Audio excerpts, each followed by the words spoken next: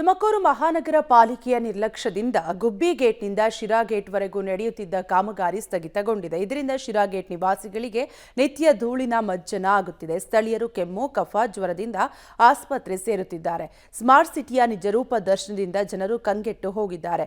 Auto, car, bus, ಟೆನ್ವಿಲ್ನ ಭಾರೀ ವಾಹನಗಳು ಈ ರಸ್ತೆಯಲ್ಲಿ ಸಂಚರಿಸುತ್ತಿರುವುದರಿಂದ ಮನೆಗಳಿಗೆ ಧೂಳು ನುಗ್ಗುತ್ತಿದೆ. ರಸ್ತೆ ಇಕ್ಕೆಲಗಳಲ್ಲಿರುವ ಅಂಗಡಿಗಳಿಗೆ ಧೂಳು ಹೊಕ್ಕು ನಿತ್ಯ ನರಕ ದರ್ಶನ ಮಾಡಿಸುತ್ತಿದೆ. ಹೀಗಾಗಿ ನಮಗೆ ಧೂಳಿನಿಂದ ಮುಕ್ತಿ ಕೊಡಿ ಅಂತ ಶಿರಾ ಗೇಟ್ ನಿವಾಸಿಗಳು ಸರ್ಕಾರಕ್ಕೆ ಅಂಗಲಾಚುತ್ತಿದ್ದಾರೆ. ರೋಡಲ್ಲಿ ತುಂಬ ಗಾಡಿಗಳು ಓಡಾಡೋದ್ರಿಂದ ಸಖತ್ತು ಧೂಳಾಗ್ತಾ ಇದೆ.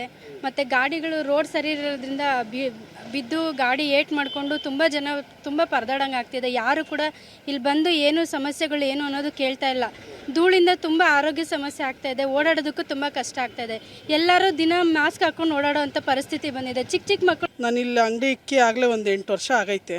8 ವರ್ಷದಿಂದನೂ ಹಳ್ಳ ಜಾಸ್ತಿನೇ ಆಗ್ತೈತೆ ವಿನಃ ಕಮ್ಮಿ ಅಂತೂ ಆಗ್ತಿಲ್ಲ. ಅಟ್ಲೀಸ್ಟ್ ನಾನೇನಾದರೂ ಕೂರಿಸ್ಬಿಟ್ಟು ಮಣ್ಣು ಹೇಳೋದ್ರೂ ಸಮ ಆಗಲ್ಲ. ರೋಡು ಅಷ್ಟು ಹಳ್ಳ ಐತೆ. ಹಂಗಾಗಿ ಈಗ ನನಗೇನೆ ಕೆಮ್ಮಿ ಎದೆ ಎಲ್ಲ ನೋವು.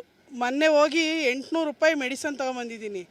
ತುಮಕೂರು ನಗರದಲ್ಲಿ ಶಿರಾ ಗೇಟ್ನಲ್ಲಿರುವ 80 ಫೀಟ್ ರೋಡ್ ಇದು ಮಧ್ಯಮ ವರ್ಗ ಮತ್ತು ಬಡವರ್ಗಗಳು ವಾಸ ಸ್ಥಳ ಇರೋ ಏರಿಯಾ ಆಗಿದೆ.